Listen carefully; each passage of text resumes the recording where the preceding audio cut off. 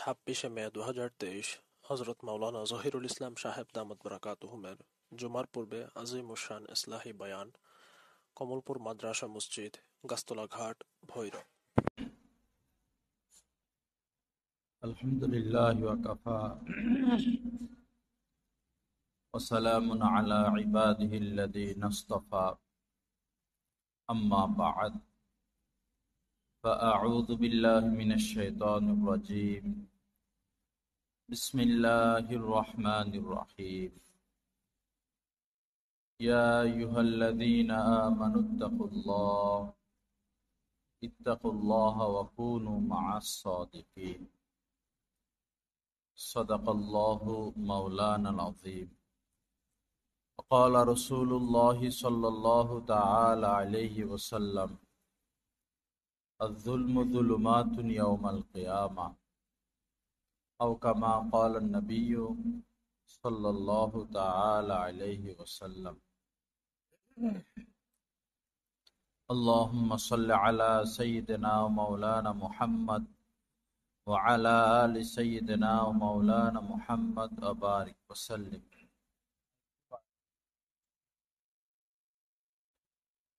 লা ইলাহা ইল্লাল্লাহ। আল্লাহ পাক জাল্লা জালালুহু আমাদের সকলকে কবুল করেন। আল্লাহ পাক মেহেরবানি করে আমাদেরকে মাফ করে দেন, আমাদের সকলের ইসলাহ আর তাসকিয়া নসিব করে দেন।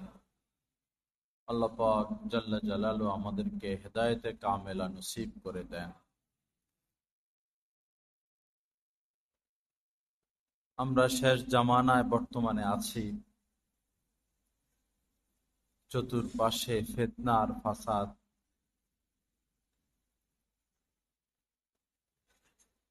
কে কখন সুখে থাকে আর কে কখন বিপদে পড়ে যায় বলা মুশকিল। কে কখন সুস্থ আর কে কখন অসুস্থ, একটু আগে জীবিত একটু পরে মৃত।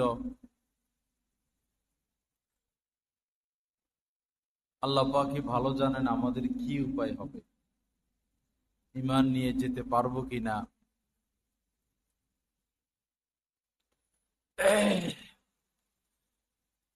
আগের জামানায় এক ব্যক্তি কাফন চুরি করত। লাশকে, মুসলিম লাশকে যখন কবরে রাখা হয় তো ওই রাত্রেই সে বা পরে গিয়ে কাফন নিয়ে আসতো।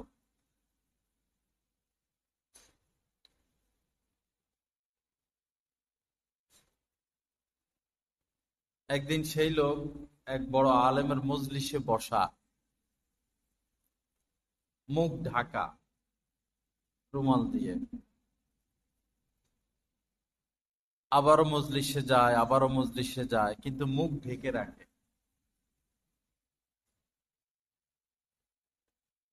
পরে উনি একদিন জানতে চাইছেন, আপনি মুখ ঢেকে রাখেন কেন?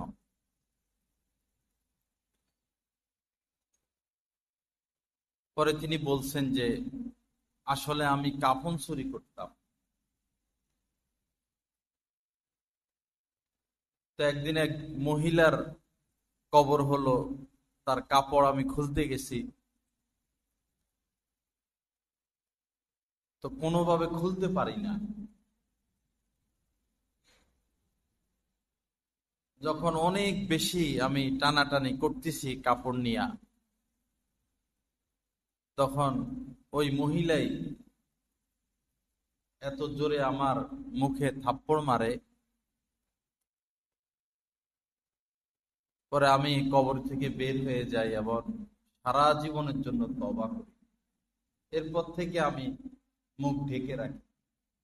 এই চেহারা, এই মুখ মানুষকে দেখাবো কিভাবে? যা হোক, তো পরে ওই আলেম এই ঘটনা ওই সময়ের বড় আলেম ইমাম আউজাই রহমতুল্লাহ আলাইহির নিকট জানাইলেন যে এমন এমন বিষয়। ইমাম আউজাই রহমতুল্লাহ আলাইহি পুনরায় চিঠি লিখলেন যে ওই লোককে জিজ্ঞাসা করো, কাফন যে চুরি করত মুসলমানদের চেহারা কোন দিকে পাইত। ঘুরানো, কেবলার দিকে নাকি কেবলার বিপরীত দিকে? লাশকে তো আমরা সাধারণত, এটাই তো সুন্নত, কেবলার দিকে চেহারাকে ঘুরিয়ে দেওয়া, বডিকে ঘুরিয়ে দেওয়া, ডান কাঁধের উপর রাখা সুন্নত। তো ডান কাঁধের উপরে সাধারণত লাশ রাখা হয় না, মানুষ চেহারাটাকে ঘুরিয়ে দেয় শুধু, এটা সুন্নত আদায় হয় না। সুন্নত, সুন্নতে মুআক্কাদা তরকের গুনাহ হবে। যদি শুধু লাশকে চিৎ করে শোয়া, চেহারাকে কেবলার দিকে ফিরিয়ে দেওয়া হয়, সুন্নতে মুআক্কাদা তরকের গুনাহ হবে। একদম ডান কাঁধের উপর লাশকে রাখতে হবে, যেন তার চেহারা, বুক, সিনা, পেট সবকিছু কেবলামুখী থাকে। তো ইমাম আউজাই রহমতুল্লাহ আলাইহি জানতে চাইছেন, যেহেতু সে কবরে যায়, জিজ্ঞেস করছেন মুসলমানদের চেহারা কোন দিকে পাইতেন? তাই কাফন চোর বলল যে অধিকাংশ মুসলমানদেরকে আমি পেয়েছি চেহারা কেবলার বিপরীত দিকে ঘুরানো। আমাদের দেশের জন্য কেবলা পশ্চিমে, তার মানে উনি পাইতেন চেহারা পূর্ব দিকে ঘুরানো। মোহাম্মদ তো, মোহাম্মদ দেখো তো।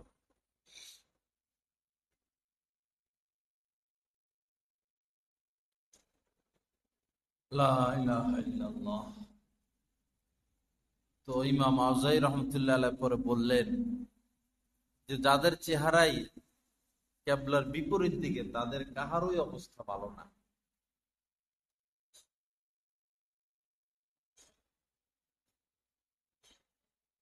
আমাদের কি উপায় হবে? বড় খারাপ পরিস্থিতি, সব মানুষই কেমন যেন পাপে লিপ্ত। বেশিরভাগ মানুষ নিজের স্বার্থের জন্য মিথ্যা বলতে কাহারও কার্পণ্য হয় না। নিজের মনের ইচ্ছা বাস্তবায়নের জন্য যা যা করা দরকার তাই করবে।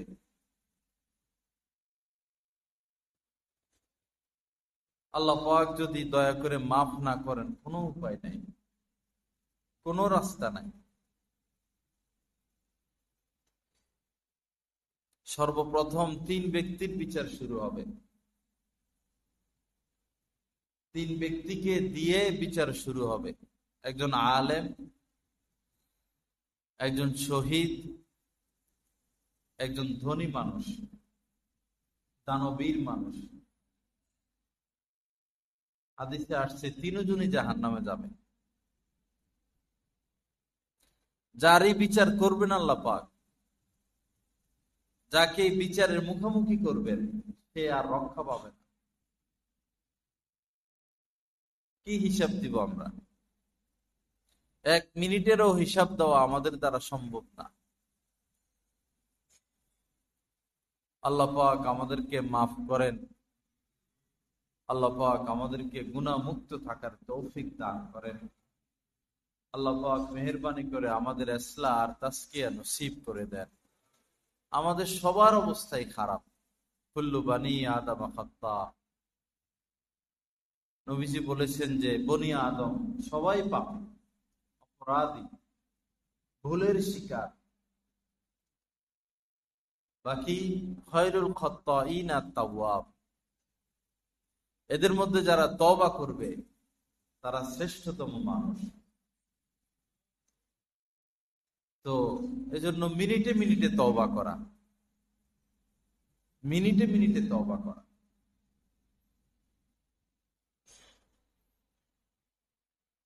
আল্লাহ পাক আমাদের প্রতি মেহেরবানি করেন।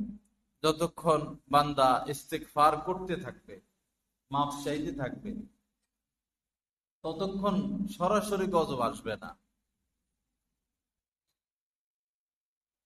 ওই সময় যারা কাবা তওয়াফ করতো নবীজির আসার আগে বা নবুয়তের আগে,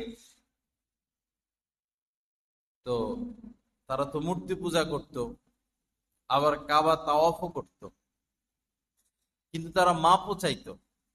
হে ঘরের মালিক, আমাদেরকে মাফ করে দাও, হে ঘরের মালিক, আমাদেরকে মাফ করে দাও, এভাবে মাফও চাইতো। যার কারণে সরাসরি গজব আসতো না। আমরা তো এখন মাপ চাওয়াও ছাইড়া দিছি। আল্লাহর কাছে যে মাপ চাইবো, মাপ চাইবো নাকি গুনাহের কাজ করব? গুনাহ করেই তো কুল পাই না। অপরাধেরই শেষ নাই। বাকি আল্লাহ কেন্দ্রিক যে অপরাধ, হাক্কুল্লাহ, এগুলো তো তওবার দ্বারা, শিরিক ব্যতীত আল্লাহ পাক মাফ করে দেন, দিবেন। কিন্তু বান্দার হক বান্দার থেকে মাফ নেওয়া, বান্দার হক বান্দার থেকে মাফ নেওয়া। যেমন আপনি মিথ্যা সাক্ষী দিলেন,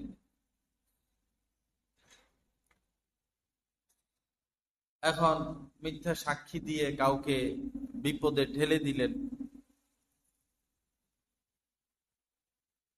তো এখন কাবায় গিয়ে কাবার সামনে সেজদায় পড়ে আছেন, কাবার গিলাফ ধরে আল্লাহর কাছে মাপ চাইতেছেন, কাজ হবে না তো। ওই ব্যক্তির থেকে মাফ নিতে হবে।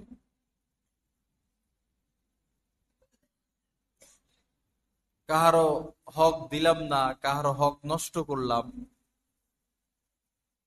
ভাইয়ের হক, বোনের হক, মা বাবার হক, স্ত্রী সন্তানের হক, প্রতিবেশীর হক, বন্ধু বান্ধবের হক,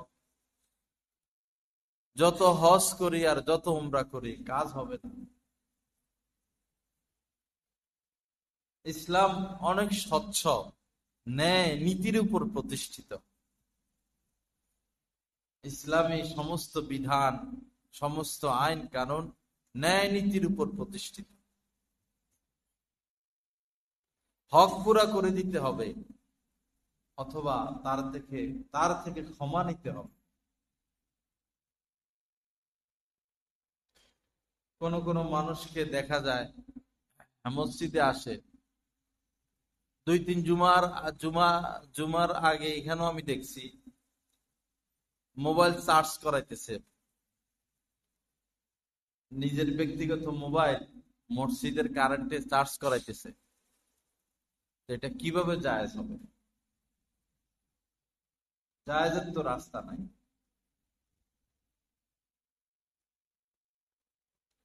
বিদ্যুৎ চুরি করে লক্ষ লক্ষ টাকা বিদ্যুৎ বিল বাকি পড়ে,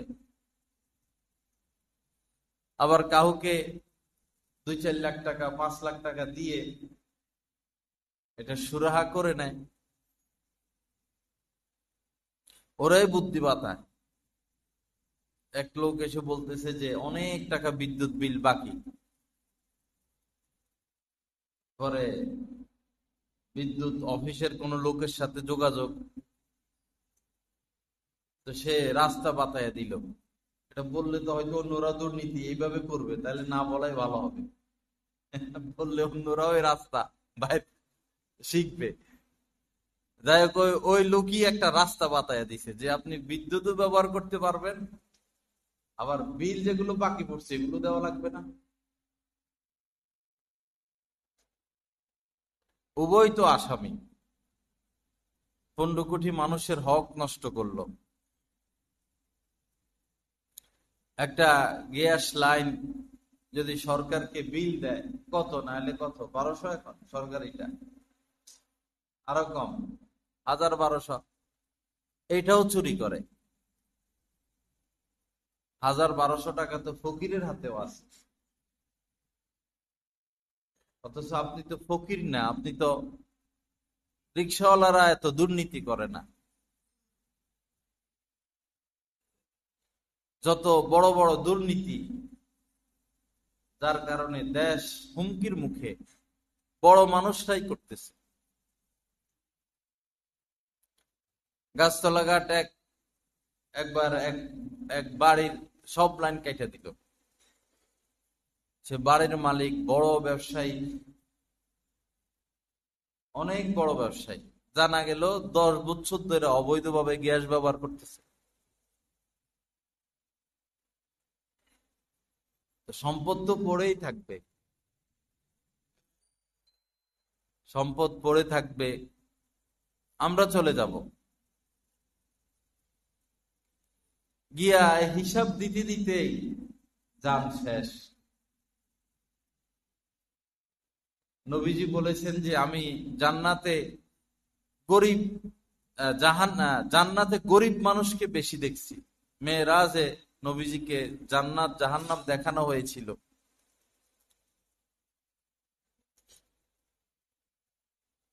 তো নবীজি বলছেন জান্নাতে গরিব মানুষ বেশি দেখেছি, আর জাহান্নামে নারীদেরকে বেশি দেখছি। আর ধনীদেরকে দেখলাম হিসাব নিকাশ নিয়ে আটকা পড়ে আছে। এই তিতাস গ্যাস মানুষের, আমাদের এই দেশের জন্য কত বড় নেয়ামত। তিতাস গ্যাস কত বড় নেয়ামত। মাশাআল্লাহ, এই দেশে কত সম্পদ, তেল আছে, গ্যাস আছে, কয়লা আছে, মাছ, সব সব ফসলই আলহামদুলিল্লাহ হয়। এখন খেজুরও হয়। খেজুর তো আরব ছাড়া সম্ভব না, খেজুরও হইতেছে। ড্রাগন সেই মালয়েশিয়া, চায়না, ওই সমস্ত জায়গার পর এখন ড্রাগনও হইতেছে। কিন্তু দুর্নীতি এই পরিমাণ যে দেশের উন্নতি সম্ভব না। যে সরকারের চিন্তা করি না কেন, জায়গায় জায়গায় এমন লোক বসা, পদে পদে এমন লোক বসা, সরকার কি করবে? একবারে বাইজিদ বোস্তামিকে যদি আপনি প্রধানমন্ত্রী এখন বানান, 1 টাকাও সে খায় না, কিন্তু সে কারে দিয়ে দেশ চালাবে? হাজার হাজার কর্মচারী তো একসাথে ছাঁটাই করা সম্ভব না, লক্ষ লক্ষ কর্মচারী। সবাই যে খারাপ এমন না, কিন্তু বেশিরভাগই খারাপ, এটা তো আমরা বুঝি, সমাজে থাকি আমরা।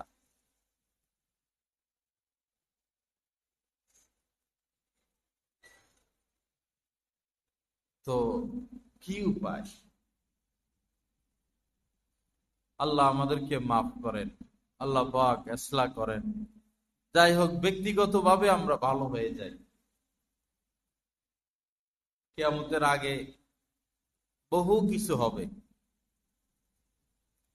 সমস্ত মানুষ যার ব্যাপারে মনে করবে যে ইনি আমানতদার,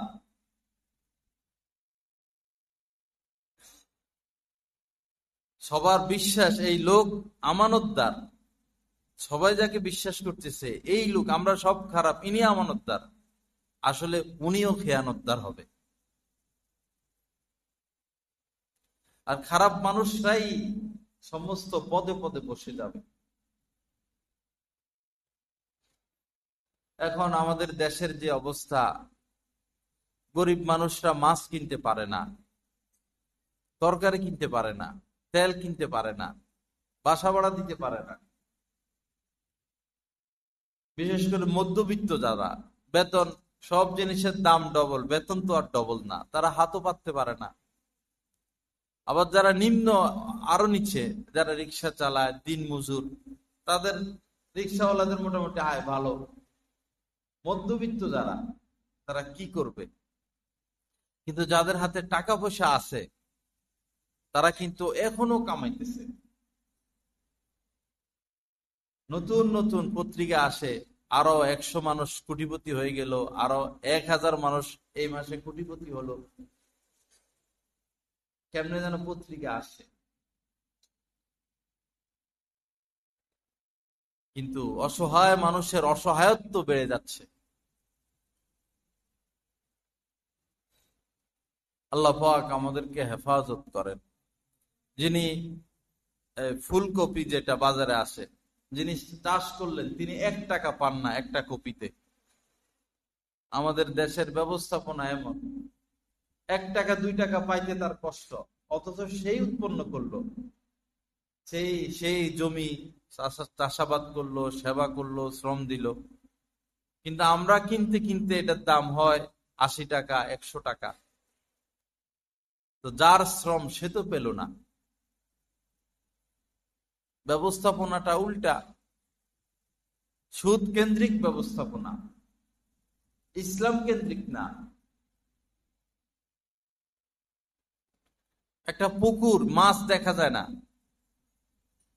তো আপনি যদি এখন এই মাছ কিনেন আন্দাজের উপরে, এই বেচা কিনা সহি না।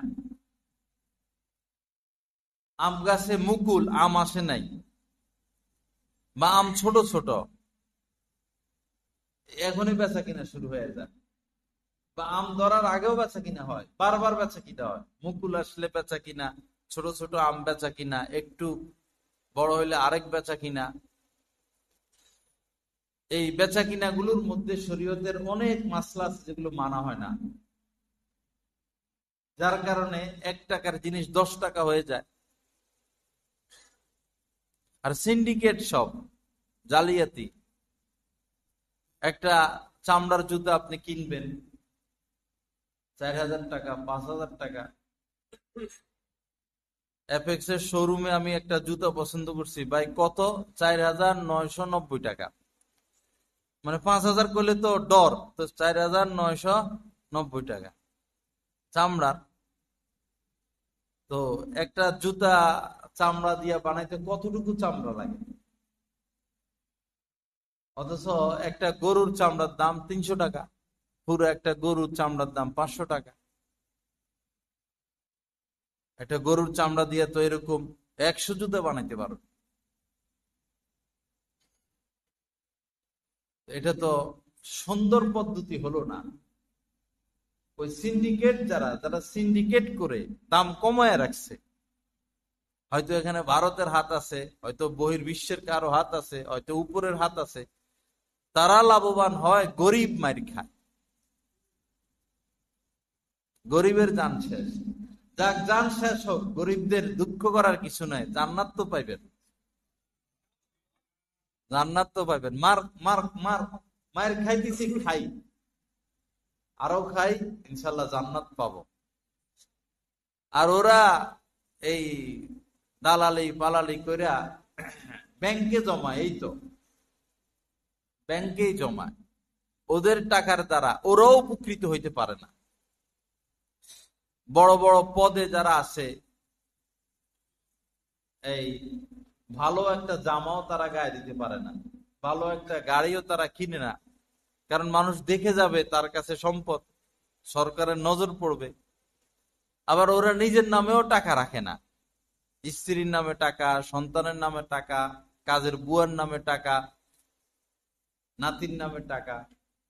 পরে এই ধনীদের অবস্থা এই হয় যে স্ত্রী সন্তানরা কানে ধরাইয়া উঠায় আর বসায়। চুরি করছে সে, সম্পদ তো স্ত্রীর নামে সব। এক বড় ডাক্তার, প্রভাবশালী ডাক্তার, কিন্তু দুর্নীতিবাজ, কোটি কোটি টাকা কামাইতেছে। সে সরকারের কাছে ঋণী, তার যে বেতন, চাকরি বেতন কেন্দ্রিক, কেমনে লোন নিতে পারে ওই লোন নিয়ে রাখছে সে, মানে সরকারকে দেখাইতেছে আমি ঋণী, অথচ শত শত কোটি টাকা সে কামাইতেছে। তো শুনলাম কি, যে স্ত্রীর কথা উঠা আর বসা, কানে ধরে বসতে হয়, উঠতে হয়, কারণ কি সব স্ত্রীর নামে, ছেলের নামে। এই গোলামের জিন্দেগি গ্রহণ করার কি দরকার ছিল? চোর কখনো বুক ফুলিয়ে কথা বলতে পারে না, দুর্নীতিবাজরা কখনো নিশ্চিন্তে ঘুমাইতে পারে না, অপরাধীরা অপরাধীরা কখনো হুঙ্কার ছাড়তে পারে না। আল্লাহ আমাদের প্রতি মেহেরবানি করেন। আল্লাহ পাক আমাদেরকে তামাম গুনাহ আর নাফরমানি থেকে বাঁচার তৌফিক দান করেন। যাই হোক ভাইরা, আমরা এক পক্ষ আরেক পক্ষের জন্য আল্লাহর কাছে ক্ষমা চাই। তাআওয়ানু আলাল বিররি ওয়াত তাকওয়া, সহযোগিতা করো, আল্লাহ পাক বলেন নেক কাজে, তাকওয়ার কাজে। তাআওয়ানু আলাল বিররি ওয়াত তাকওয়া, আমরা সহযোগিতা করব এক ভাই আরেক ভাইকে নেকের পথে, সৎ পথে, তাকওয়ার পথে।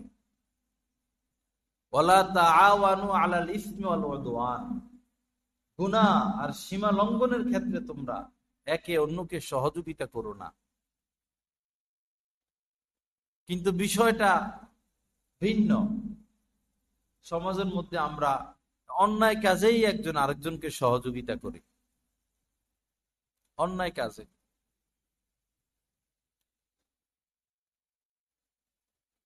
হয়তো নিজের পরিবারের লোক, বংশের লোক, হয়তো আত্মীয়, হয়তো দলের লোক,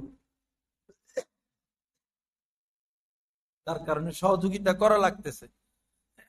বড় কঠিন হবে হিসাব, হিসাব বড় কঠিন হবে। আল্লাহ আমাদের প্রতি মেহেরবানি করেন। আল্লাহ পাক আমাদেরকে গুনাহ মুক্ত থাকার তৌফিক দান করেন। বেশি বেশি আল্লাহ পাকের কাছে মাপ চাওয়া, বেশি বেশি ফিতনা ফাসাদ মুক্ত থাকা। ফিতনা থেকে বাঁচার রাস্তাও এখন আর দেখা যাচ্ছে না।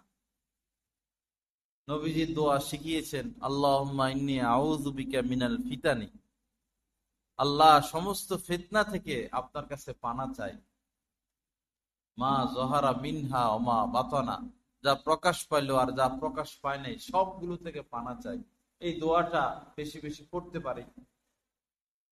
হাদিসে আসছে, কেউ যদি ফিতনার দিকে একটু তাকায়, ফিতনা করে না, ফিতনার দিকে একটু তাকাইলো, কি হইতেছে ভাই খবর নেই, তো ফিতনা তাকে টেনে নিয়ে যাবে। ফিতনার ভিতরে,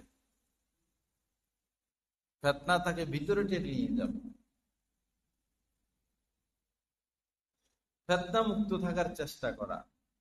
আল ফিতনাতু আশাদ্দু মিনাল কতল, আল্লাহ পাক বলেছেন হত্যার চেয়েও মারাত্মক অপরাধ হচ্ছে ফিতনা করা। কাউকে হত্যা করলাম, তার জীবন শেষ করে দিলাম, এর চেয়েও মারাত্মক হচ্ছে ফিতনা করা। কিভাবে আমরা ফিতনা থেকে বাঁচবো?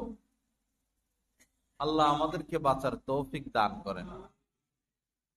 আল্লাহ আমাদের প্রতি মেহেরবানি করেন। আল্লাহ পাক আমাদেরকে ইসলাহ আর তাসকিয়া নসিব করেন। যাই হোক, চুপ থাকার চেষ্টা করা। যে আয়াতে কারিমা তেলাওয়াত করেছি, অকুনু মা'আস সাদিকিন, এটাই সমস্ত ফিতনা থেকে বাঁচার সহজ রাস্তা। অসৎ মানুষ, ফিতনাবাজদের সাথে যদি উঠা বসা করতে হয়, তো আপনি তো ফিতনায় পড়বেনই, আমিও ফিতনায় পড়ে যাব, পড়ে গেছিও, ফিতনায় আমরা পড়েও গেছি। আর যদি সৎ মানুষদের সাথে উঠা বসা হয়, তো তারা তো ফিতনা করে না, তাহলে ফিতনায় জড়িত হওয়ারও আর সম্ভাবনা নাই। ওমর ইবনে আব্দুল আজিজ, যাকে দ্বিতীয় ওমর বলা হয় রাহমাতুল্লাহি আলাইহি, তিনি যখন খলিফা হন, তো এক গভর্নর ছিলেন,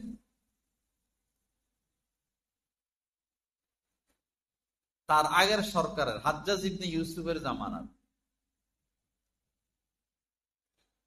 তো এই গভর্নর সৎ মানুষ, সৎভাবেই রাষ্ট্র পরিচালনা করে, কিন্তু ওমর ইবনে আব্দুল আজিজ তাকে গভর্নর থেকে সরিয়ে দেন। পরে তিনি জানতে চাইছেন, আমার অপরাধ কি? আমি তো কোনো দুর্নীতি করি না, রাষ্ট্র পরিচালনা করি, সবাই তার উপর সন্তুষ্ট। তো উনি সরিয়ে দেওয়ার কারণ হলো যে সে ওই হাজ্জাজ ইবনে ইউসুফের জামানা পাইছে। ওমর ইবনে আব্দুল আজিজ বলছেন যে খারাপ মানুষ হওয়ার জন্য কোন খারাপ মানুষের সাথে অল্প সময় থাকাই যথেষ্ট। সম্ভবত উনি এই কথা বলছেন, পুরা এবারত আমার রেয়াদ নাই, মনে নাই। যা হোক, তাকে সরিয়ে দিয়েছেন তিনি। হযরত ওমর ফারুক রাদিয়াল্লাহু তাআলা আনহুকে নবীজি ফিতনার তালা বলতেন। ওমরকে ফেতনার তালা বলেছেন, মানে যতদিন ওমর আছে সমস্ত ফেতনা বন্ধ। ফেতনার তালা, একটা তালা যদি খোলা হয় আবার বন্ধ করা যায়, কিন্তু ভাঙ্গা ফেললে তো আর বন্ধ করা যায় না। হযরত ওমর তো শহীদ হয়েছেন, বোঝা গেল কিয়ামত পর্যন্ত আর ফেতনা বন্ধ হবে না।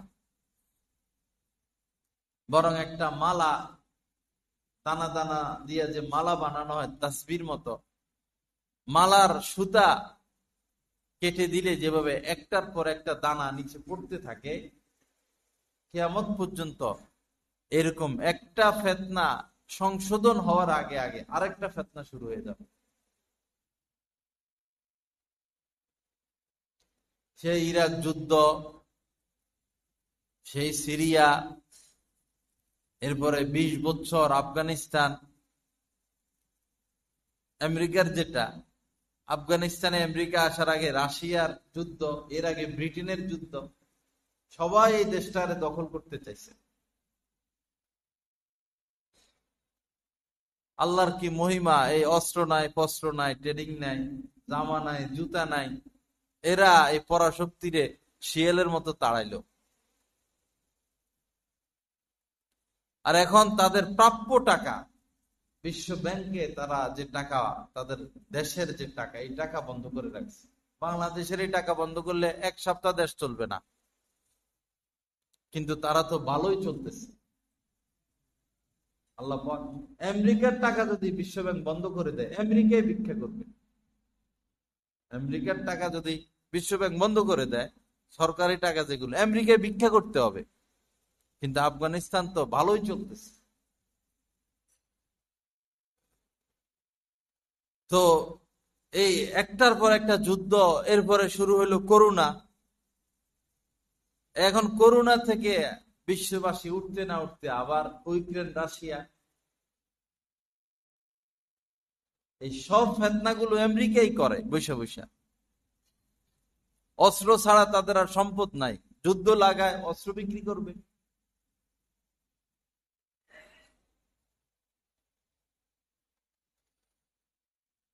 আল্লাহ পাক আমাদেরকে সহি বুঝ দান করেন। মুসলিম রাষ্ট্রগুলো, সৌদি আরব যদি বলে যে আমার থেকে তেল কিনবা স্বর্ণের বিনিময় বা আমার রিয়েলের বিনিময়, তাহলে তো এই আমেরিকা ভিক্ষা করবে।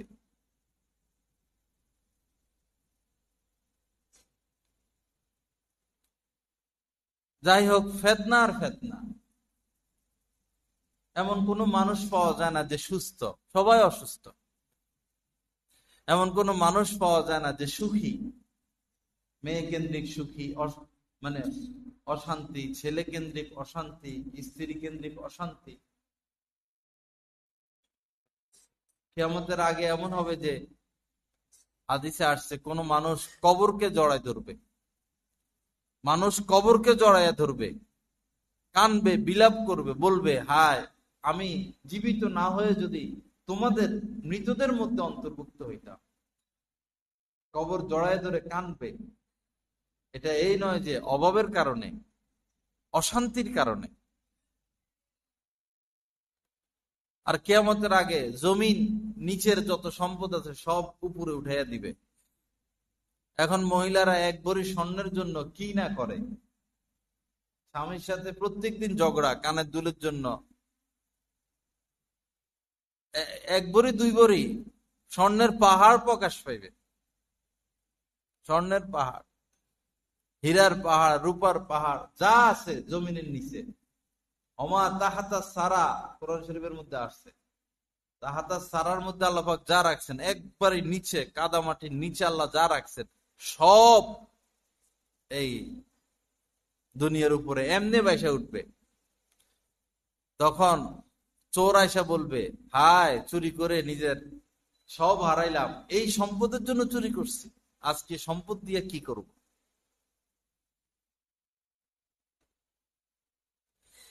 আল্লাহ পাক আমাদেরকে সহি বুঝ দান করেন। আসুন ভাইরা, গুনাহ থেকে বেঁচে থাকি, ফিতনা থেকে বেঁচে থাকি, এক ভাই আরেক ভাইয়ের জন্য দোয়া করি, সহযোগিতা করি। বড় কঠিন সময় আমরা পার করতেছি। আমাদের চোখ অপবিত্র, জবান অপবিত্র, অন্তরাত্মা অপবিত্র, পাপের দাগের কারণে, নাপাকের কারণে না, এই অপবিত্র মানে পাপের দাগ। নবীজি বলেছেন আত-তুহুরু শাত্রুল ঈমান, পবিত্রতা ঈমানের অর্ধেক। ঈমানের অর্ধেক পবিত্রতা। তো অন্তরাত্মা পবিত্র, অপবিত্র কেমন যেন হিংসার কারণে, অহংকারের কারণে, বিদ্বেষের কারণে, শত্রুতা পোষণের কারণে।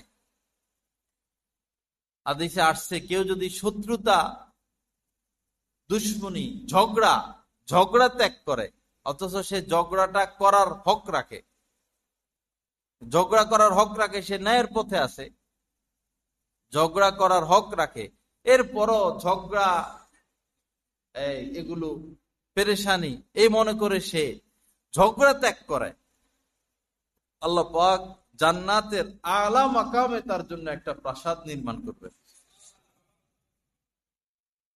ঝগড়া যদি ত্যাগ করে। আসুন ফিতনা ফাসাদ মুক্ত থাকি, আর একে অন্যের জন্য দোয়া করি, সহযোগিতা করি। ওয়ালা তুফসিদু ফিল আরদি বাদা ইসলাহিহা, জমিন সংশোধন হওয়ার পর এই পৃথিবী বা সমাজ, কোন প্রতিষ্ঠান ফিতনা মুক্ত হওয়ার পরে নতুন করে তোমরা আবার ফিতনা করো না, ওয়ালা তুফসিদু, কলহ সৃষ্টি করো না। আল্লাহ পাকের কথা। আল্লাহ আমাদেরকে কলহ মুক্ত থাকার তৌফিক দান করেন, হককে প্রাধান্য দেওয়ার তৌফিক দান করেন, আমাদেরকে হকের উপর অটল অবিচল রাখেন। আল্লাহ মেহেরবানি করে আমাদেরকে মাফ করেন। আল্লাহ পাক আমাদের গুনাহগুলোকে মাফ করেন। আল্লাহ পাক আমাদেরকে ইসলাহ আর তাসকিয়া নসিব করে দেন। যাই হোক, আমাদের